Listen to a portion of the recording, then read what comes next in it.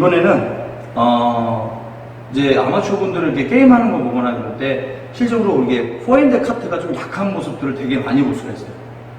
포핸드 카트라든가 아니면 포핸드 플릭이라든가 이런 부분이 조금 약할 수가 있는데, 왜 그러냐면 백회전으로 오는 서비스에 대한 부분이 실제로 중요한 포인트를 놓치고 있기 때문에 포핸드 카트라고, 포핸드 카트가 조금 이렇게 좀 잘 안 되는 그런 현상들이 일어날 수 있고, 아니면 플릭이라든가 이런 기술이 잘 안 될 때인데, 거기에 대한 원인을 한번 좀 말씀드리겠습니다. 자, 첫 번째로요, 하체에 있습니다. 하체. 자, 서비스가 하 쪽으로 이렇게 백회전이 서비스가 오면은 보통 이 다리가 어떻게 들어가시냐면, 자, 짧으니까 이렇게 발끝이 앞을 보고 들어가요. 이 발끝이 앞을 보고 이렇게 딱 들어가는 순간 백회전 서비스의 레시브 자체가 어려울 수 있다는 거죠. 왜냐면은 회전 자체는 이렇게 돌면서 하코스로 이제 튀는 성질이 있는데, 이거를 실질적으로 발을 어디로 보냐면 이렇게 전면을 보고 들어가요. 그러니까 실제로 이쪽으로 보내는 각도가 안 나오는 거예요. 그러니까 그 1편에서 드라이브 갈 때 약간 이렇게 열어줬다가 스트레이트를 볼 수 있는 각도를 만들어주라고 했던 것이, 이 레시브 할 때도 실제로 들어가면서 각도를 열어줘야 되는 거예요. 이 발끝이 이 안쪽으로 이렇게 앞으로 들어가는 것이 아니라 백회전 서비스를 받을 때는 약간 발을 열어주면서, 이게 첫 번째입니다. 첫 번째. 이 발을 열 줄을 아셔야 돼요. 근데 이제 이 발에 대해서는 이제 그 지적을 못 받다 보니까 앞으로 들어가다 보니까 실제로 이 각도가 안 나오는 거예요. 이 발을 살짝 돌듯이 이렇게 열어주셔야 내가 백회전 서비스를 이쪽으로 튀는 성질을 반대로 받을 수가 있는 거예요. 그러니까 요 발 방향이 되게 중요하다는 거예요.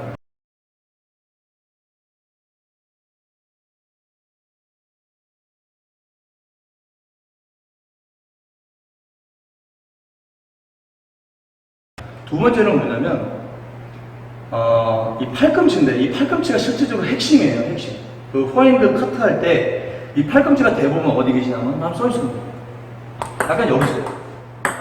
그러니까 이게 이렇게 안쪽으로 들어와야 되는데, 팔꿈치가 이 바깥쪽으로 들어가 있는 경우가 너무 많죠. 그러니까, 백회전 서비스를 받을 때 이 카트가 잘 안 나오는 경우도 생기는 거예요. 첫 번째로 다리도 그렇지만, 팔꿈치도 이렇게 바깥쪽으로 들어가 있는 게 아니라, 완전히 몸 안쪽으로 이렇게 들어오셔야 돼요. 그래서 각도를 만들어줘야 돼요.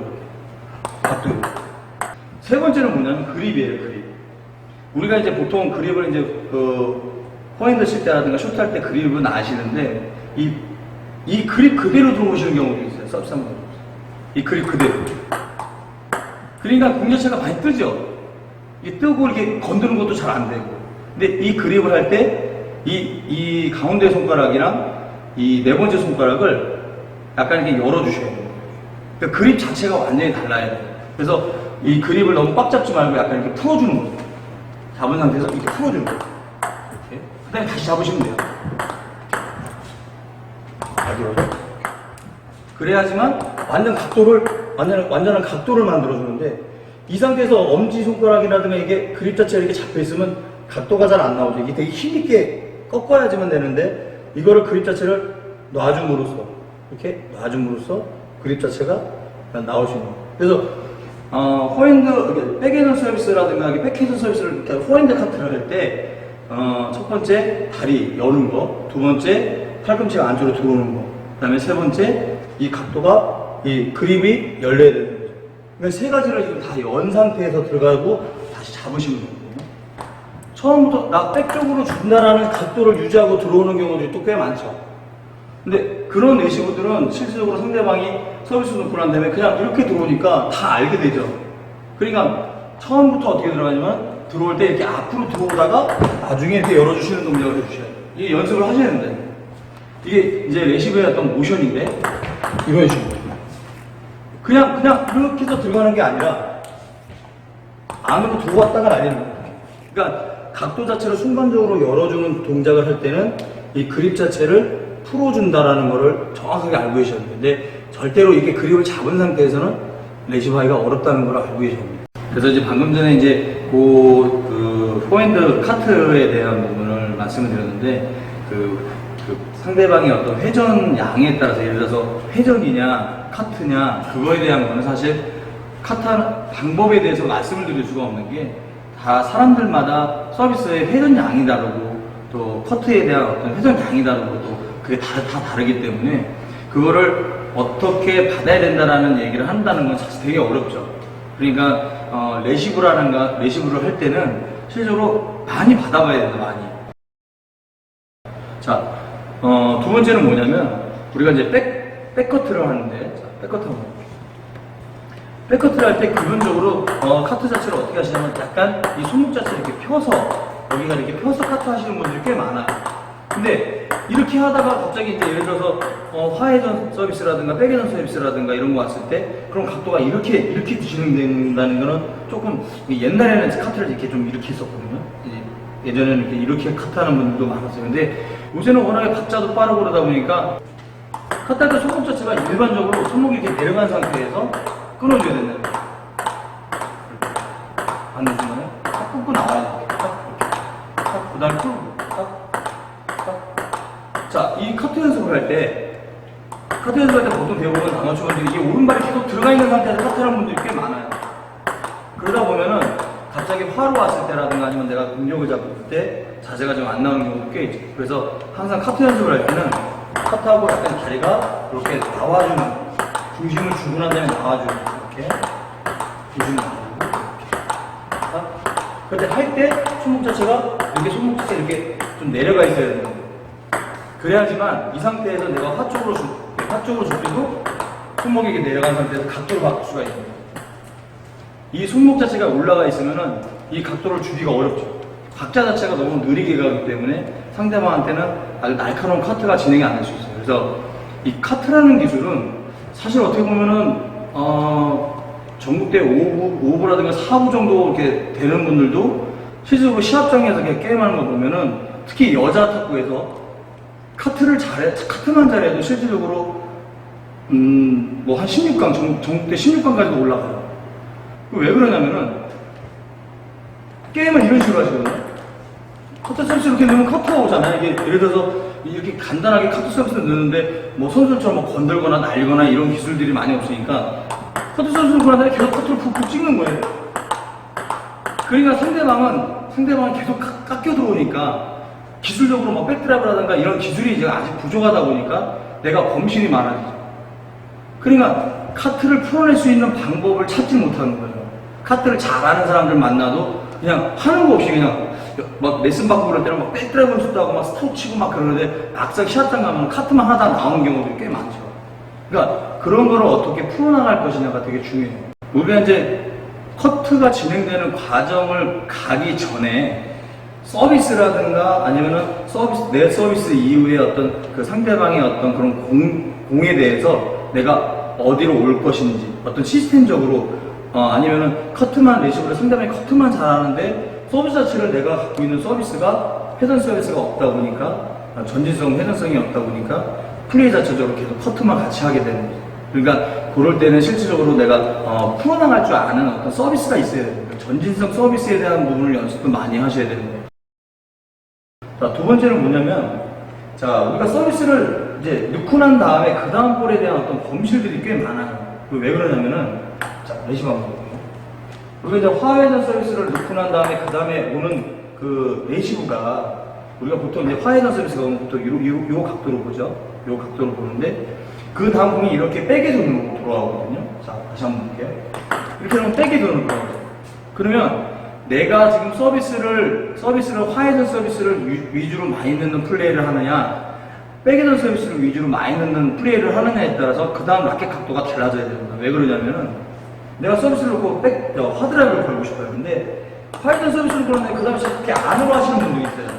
그렇다면 그분은 실질적으로 내가 서비스를 넣고 난 다음에 볼이 무슨 회전으로 오는지 모르는 분이에요. 왜냐면 화회전 서비스는 그 다음에는 백회전으로 온다는 걸 알아요. 공이 이게 반대로 돌거든요. 이게 반대로 돌거든요. 왜냐면 이렇게 반대 회전을 주기 때문에.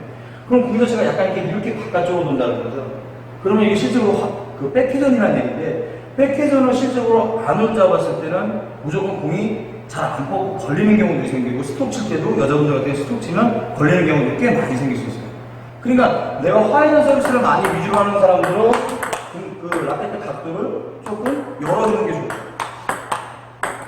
그 다음에 백회전 서비스를 백회전 위주로 많이 넣는 분들 같은 경우는 그 다음에 공이, 자, 다시 한번 볼게요. 자, 공이 어디로 움직여? 이렇게 오른쪽으로 돌죠. 그러면 공 자체가 이게 백 화회전이라는 얘기거든요.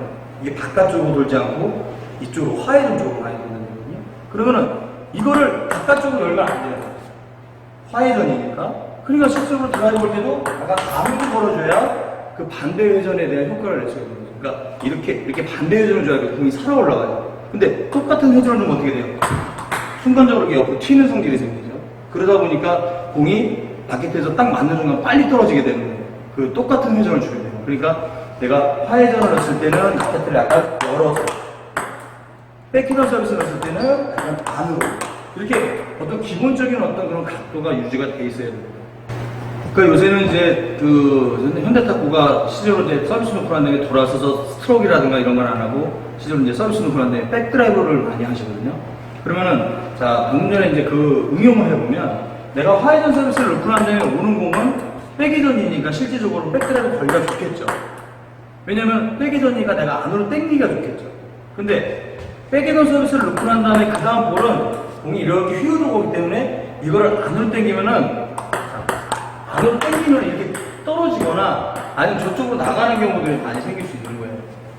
그러니까 실제로 내가 백드라이브를 3구에 잘 거는 스타일이다라고 하면 백회전 서비스보다는 화회전 서비스를 놓고 난 다음에 오는 공을 거는 것이 훨씬 더 편하다는 거죠. 그러면 그거를 반대로 생각해 보면 한 번만 쉬자는 거죠. 한 번만 쉬자는 거죠. 예를 들어서 자 우리가 백회전 서비스를 놓고 난 다음에 화회전이 돌아오는데 이거를 실질적으로 카트를 한번 밀어주면 공이 일로 튀게 돼 있어요. 백회전 서비스 놓고 난 다음에 여기까지 해놓으면은 그 다음에 일로 튀는 일이 생기니까 백 쪽으로 올 확률이 거의 90% 넘는다는 거예요. 회전 자체를 많이 주면 많이 줄수록 일로 튀는 확률이 많이 생겨요. 그렇다면은 내가 백 서비스를 놓고 그 다음에 화회전을 어렵게 열어서 건다기보다는 여기서 카트에 대한 거를 하나 만들어 놓고 그 다음에 공을 백드라이브를 만들어 줄 수가 있다는 거죠.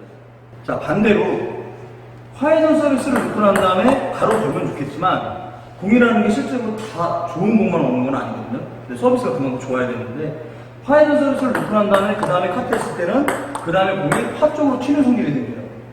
그러니까 내가 화회전 서비스를 놓고 난 다음에 바로 카트를 하나 주고 어때요? 화로 잡을 수 있는 어떤 그런 걸 만드는 거죠. 회전 서비스를 놓고 난 다음에 카트를 했으면 그 다음에 이렇게 여는 공간 돼서 하드라이브를 걸 수 있는 자세를 만들어주는 게 좋아요. 백 쪽에 온다 하더라도 깊숙이 안 옵니다. 회전량이 많으면 많을수록 이쪽으로 튀는 성질이 생겨요. 그러니까 여기나 요 안에 다 떨어지게 돼 있어요. 백회전 서비스 넣었을 때는 여기에서 여기 안에 다 떨어지게 돼 있어요. 이제 그게 이제 100%다 떨어진다는 건 아니지만 그 회전이 그렇게 돌고 있다는 걸 안다면 일로 올 확률이 높다는 거죠. 자, 내가 화회전 서비스를 백 쪽으로 넣었을 때는 어디로 많이 오겠어요? 일로 튀는 성질이 있으니까 일로 많이 오겠죠. 백회전 서비스를 넣었을 때는 일로 올 확률이 없다는 얘기죠, 별로. 상대방이 정말 잘 받았을 때나 일로 들어오죠.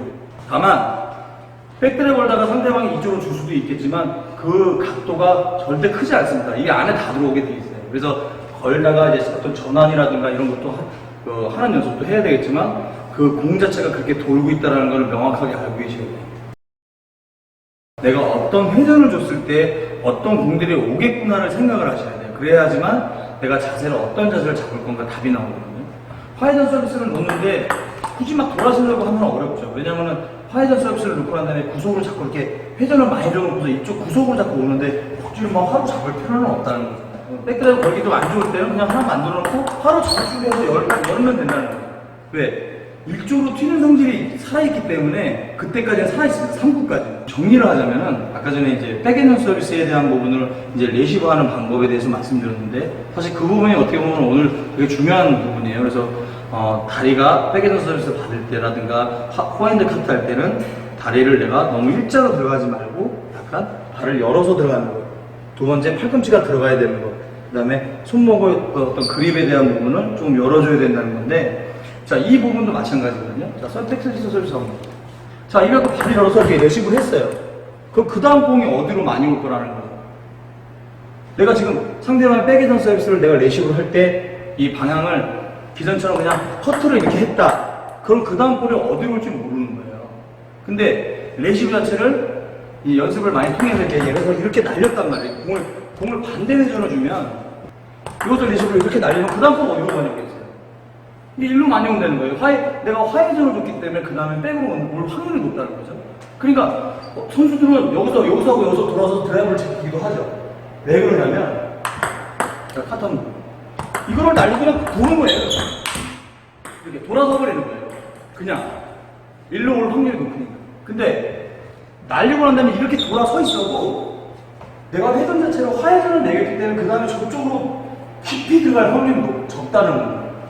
아무리 상대방이 왜냐면 내가 화회전을 매겼으니까 이렇게 화회전을 매겼으니까 상대방이 일로 튀는 성질이 있으니까 반대로 화쪽으로 하면 좋거든요. 이렇게 날리고 나도 어차피 튀는 성질이 있어서 그만큼 많이 안 간다는 거예요. 이게 안에 다 떨어진 거예요. 그러니까 레시브를 하고 난 다음에도 그 다음 볼이 어디로 온다는 걸 알고 계시는 거예요. 내가 이제 서비스 레시브 3구에 대한 어떤 카트라든가 서비스라든가 레시브의 어떤 그 회전에 대해서 조금 이해를 하고 가시면 그 다음 볼이 어디로 온다는 거 조금 좀 지키고 갈 수가 있다는 거예요. 그래서 미리 자세 잡고 보는 것과 어디로 올지 모르는 상황에서 공이 오는 거를 어떤 공 처리하는 거하고는 차이가 좀 있다는 거예요. 네, 이명재 탁구 레슨에 대해서 너무 많은 관심과 사랑을 주셔서 너무 감사하고요. 항상 구독 신청 꼭 이렇게 그 생재탁구의 구독 신청을 꼭 좀 눌러주시기 바라고, 그 다음에 좋아요도 꼭 눌러주시면은 제가 영상을 찍고 또 이렇게 여러분들한테 이런 많은 전달할 수 있는 어떤 도움이 될 수 있을 것 같습니다. 그러니까 구독 신청 또 좋아요 꼭 좀 눌러주십시오. 감사합니다. 그리고 다음 시간에는 사실 탁구에서 가장 필요한 건데 스텝. 탁구에서 사실 내가 아무리 좋은 스윙을 갖고 있어도 실제로 스텝적인 부분들이 나를 받쳐주지 못하면은 그 좋은 스윙들을 활용을 못하거든요. 그러니까 어떻게 보면은 그런 스텝들이 되게 중요하니까 그런 스텝 부분에 대해서 좀 공부하고 갈 수 있는 시간을 한번 만들어 보겠습니다. 다음 시간에 뵙겠습니다. 감사합니다.